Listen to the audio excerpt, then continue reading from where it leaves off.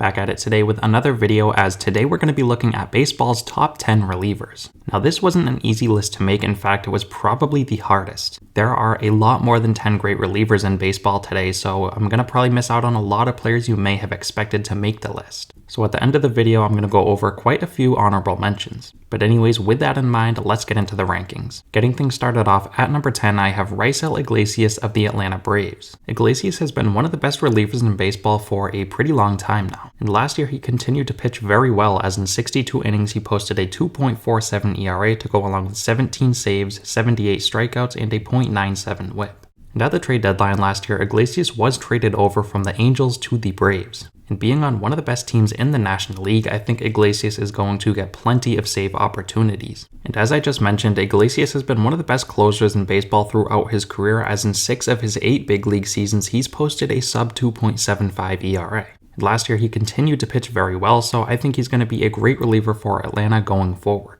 At number 9, I have Ryan Pressly of the Houston Astros. Pressly, similar to Raisel Iglesias, has been consistently great over the past couple of years. In fact, he hasn't posted an ERA above 3.5 since 2017. And last year he was very reliable for Houston, as in 48 innings pitched he posted a 2.98 ERA to go along with 33 saves, 65 strikeouts, and a .89 whip. He also turned it up a notch in the postseason. In 11 postseason innings, he pitched to a .64 ERA. So when the stakes were high and Houston really needed him most, he stepped up his game and was virtually unhittable. He may not be the most flashy or exciting reliever in the world, but I still think Pressly is a top 10 reliever in the game today. At number 8, I have Johan Duran of the Minnesota Twins. Duran last year posted a ridiculously good rookie season. He pitched in 68 innings where he had a 1.86 ERA to go along with 8 saves, 89 punchouts, and a .98 whip. If his rookie season is any indicator of how good he's going to be throughout his career, then he is going to be a perennial all-star. He has filthy stuff, he doesn't walk many batters, and it seems like almost every batter that faces him strikes out. I know his numbers may suggest that he should be higher on the list, but I just need to see him do it for a little bit longer before I move him up. But after 1 year, Duran was so dominant that I think he is a top 10 reliever in baseball right now.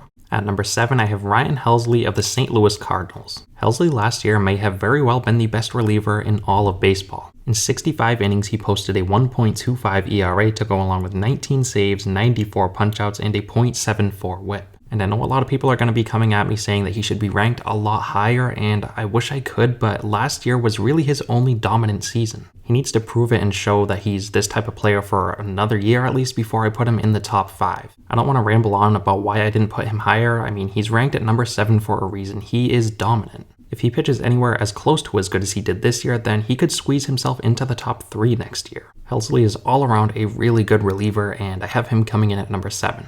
At number 6, I have Devin Williams of the Milwaukee Brewers. Williams has been one of the best relievers in baseball for a couple years now, and now that Josh Hader is out of town, I think he could emerge into the top 5 with another dominant season. Last year, to no one's surprise, Williams was dominant, as in 61 innings he posted a 1.93 ERA to go along with 15 saves, 96 punchouts, and a 1 whip. The one flaw in Williams' game is the fact that he walks quite a few batters. But even with that issue, he's still one of the best in baseball, and if he improves on that, look out. In 2020, this guy posted a .33 ERA, and while I don't think he's going to be that dominant again, I think he could very well post an ERA close to 1. Williams is one of the best in baseball, and I have him coming in at number 6. At number 5, I have Jordan Romano of the Toronto Blue Jays. Romano may not have the dominant stuff that some of the other pitchers on this list do, but he gets the job done.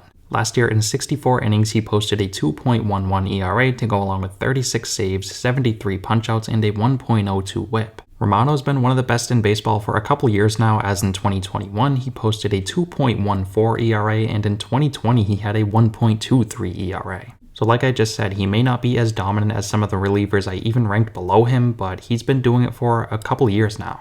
Going forward, I think he's going to be one of the best relievers in baseball on a very good Toronto Blue Jays team. At number 4, I have Josh Hader of the San Diego Padres. Last year, in 50 innings, Hader posted a 5.22 ERA to go along with 36 saves, 81 punchouts, and a 1.28 whip. Obviously, those numbers aren't top 10 worthy, but prior to last season, Hader has arguably been the best reliever in baseball. And even the 5.22 ERA is a bit misleading. Yes, he struggled mightily in the middle of the season, but towards the end of the season and in the postseason, he really picked it up. And that leads me to believe that we are going to see a much better version of Josh Hader in 2023. He posted a 1.23 ERA back in 2021, and he's also a 4-time All-Star, so he's not going to be this bad again.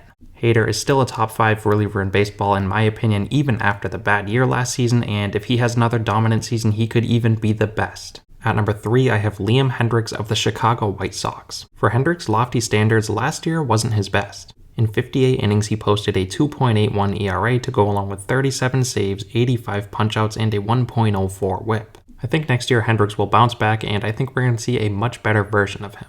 After all, he does have 2 top 10 Cy Young finishes, which is just absurd for a closer. He's been one of the best for quite a while now, and I still think he is in the top 3. At number 2, I have Edwin Diaz of the New York Mets. Diaz last year was all around amazing, as in 62 innings he posted a 1.31 ERA to go along with 32 saves, 118 punchouts, and a .84 whip. On top of the ridiculous numbers he put up, he also led all relievers with a 3.2 WAR. And with the 118 strikeouts in only 62 innings, that is nearly 2 strikeouts per inning. Diaz has been at it for a very long time now. In fact, he, similar to Liam Hendriks, has 2 top 10 Cy Young finishes. Diaz is the definition of a lights-out closer, and I have him coming in at number 2. And at number 1, I have Emmanuel Clase of the Cleveland Guardians. I understand I'm going to get some pushback with this one, but I had to do it, especially after what Clase did last season. In 73 innings, he posted a 1.36 ERA to go along with 42 saves, 77 strikeouts, and a .73 whip.